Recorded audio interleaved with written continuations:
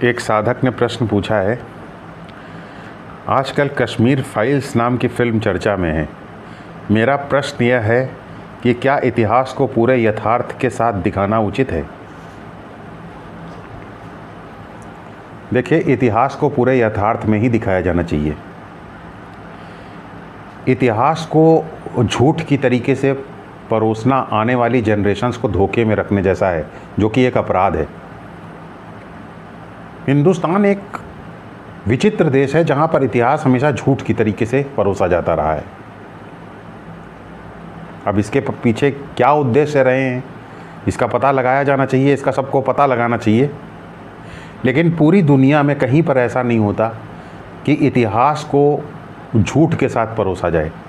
Even second world war के दौरान जो कॉन्सेंट्रेशन कैंप्स बने थे, उन कॉन्सेंट्रेशन कैंप्स को आज भी सुरक्षित रखा गया है, ताकि आप उन कॉन्सेंट्रेशन कैंप से जुड़ी हुई और सेकेंड वर्ल्ड वॉर से जुड़ी हुई जो त्रासदी है, उसका सही मूल्यांकन कर सकें, वास्तविक आंकलन कर सकें। इवन जो सबसे खतरनाक और सबसे कुख्यात जो कॉन्सेंट्रेशन कैंप था, जो कि पोलैंड में है, इस वक्त अभी उसको सुरक्षित रखा गया है, उसका नाम है ऑस्विट्स बिर्केनाउ कॉन्सेंट्रेशन कैंप। अत्यधिक कुख्यात कॉन्सेंट्रेशन कैंप है।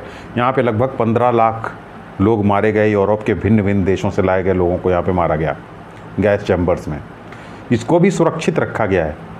और इस कॉन्सेंट्रेशन कैंप में जब एंट्रेंस में कोई जाता है तो वहीं पे एक मेमोरियल प्लेक लगा हुआ है। उस मेमोरियल प्लेक के ऊपर ये साफ साफ लिखा हुआ है कि इस कॉन्सेंट्रेशन कैंप को सुरक्षित रखने का कारण ये है कि यहाँ से निराशा की जो आवाज़ है, निराशा का जो शोर है, वो पूरी दुनिया में गूंजे और पूरी मानवता को ये चेतावनी दे कि वो त्रासदी दोबारा ना हो जो इस कॉन्सेंट्रेशन कैंप में देखी गई।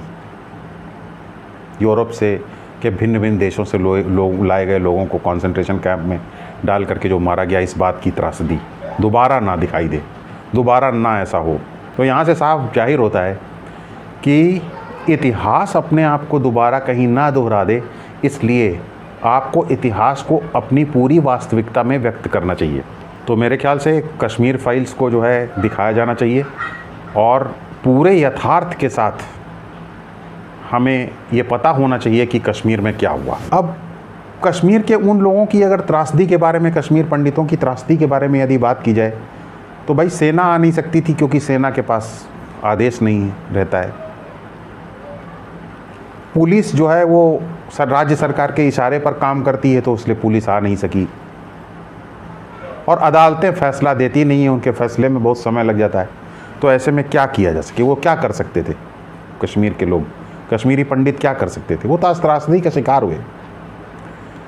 लेकिन हमारे सनातन धर्म में ये सब बातें बिल्कुल साफ है। हमारे सनातन धर्म में ये कहा गया है कि यदि आपको कोई सुरक्षा नहीं मिलती तो हिंसा को कुचलना ही अहिंसा है। हमारे शास्त्रों में हर जगह लिखा है अहिंसा परमो धर्मा। लेकिन अगर इस प्रकार की त्रासदी किसी के साथ हो रही है कि उसको बीच से आरी से काटा जा रहा है, तो फिर उसको इस बात का अधिकार है, यही उसके लिए अहिंसा है कि वो हथियार उठा ले। और महाभारत का युद्ध इसका ग्लेरिंग एग्जाम्पल है। महाभारत के युद्ध की हिंसा को हिंसा नहीं बल्कि अहिंसा माना गया है भारतीय शास्त्रों में, क्योंकि वो हिंसा को कुचलने के लिए और अहिंसा को स्थापित करने के लिए लड़ा गया युद्ध था। इसीलिए सारे लोग सनातन धर्म से इतना ज़्यादा डरते हैं।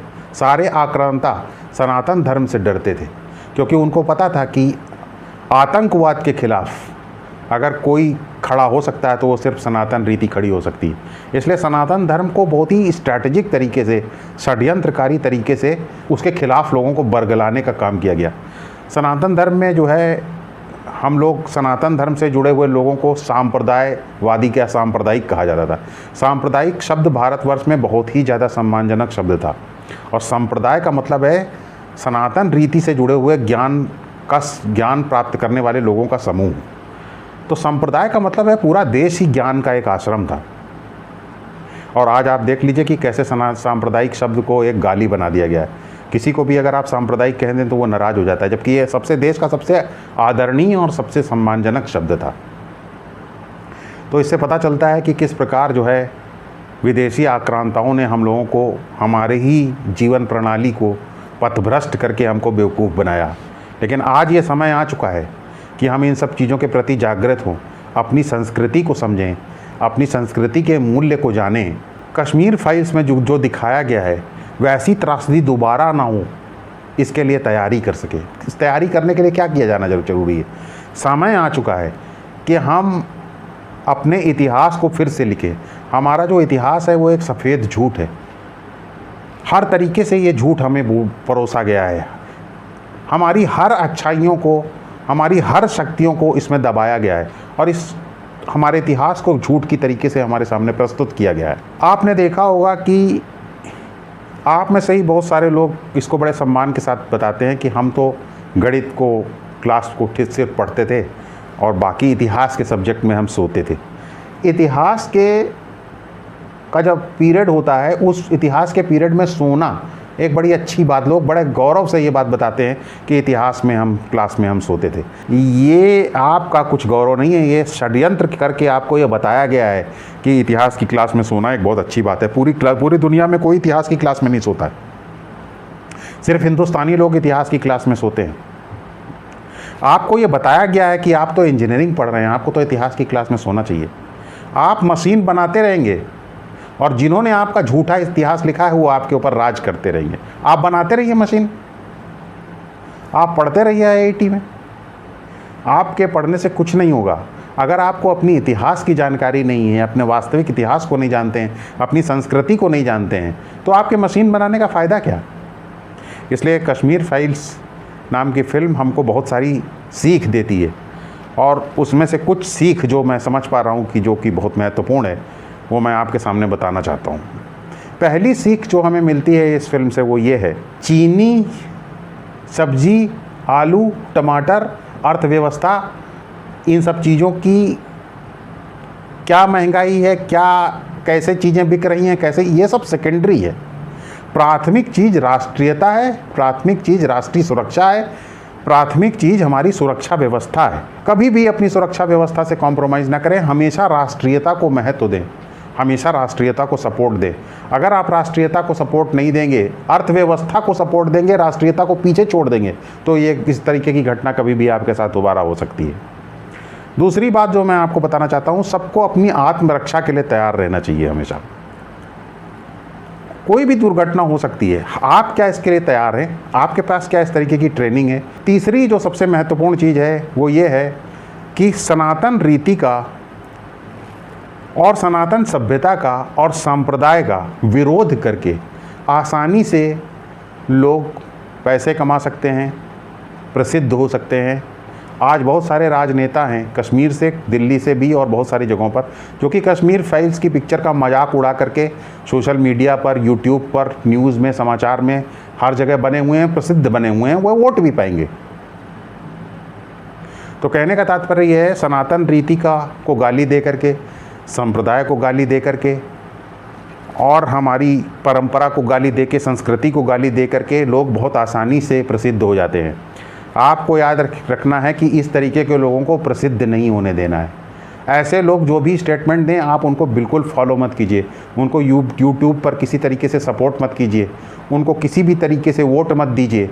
आप अपने वोट को कभी भी ऐसे लोगों को मत दीजिए जो आपकी राष्ट्रीय संस्कृति का मजाक उड़ाते हैं, आपकी राष्ट्रीयता का मजाक उड़ाते हैं, आपकी सेना का मजाक उड़ाते हैं, आपकी सुरक्षा व्यवस्था में लगे हुए पुलिसकर्मियों का मजाक उड़ाते हैं। ऐसे लोगों को कभी वोट मत दीजिए, चाहे वो किसी भी पार्टी के हों। आप ऐसे लोगों को जब वोट नहीं देंगे, अपने वोट का इस्तेमाल आप सुरक्षित रूप से करेंगे, तो आप पाएंगे कि आपकी संस्कृति, आपकी सभ्यता सुदृढ़ हो रही है और सारे लोग इसकी सुदृढ़ता के साथ काम करेंगे और कानून व्यवस्था का पालन करेंगे।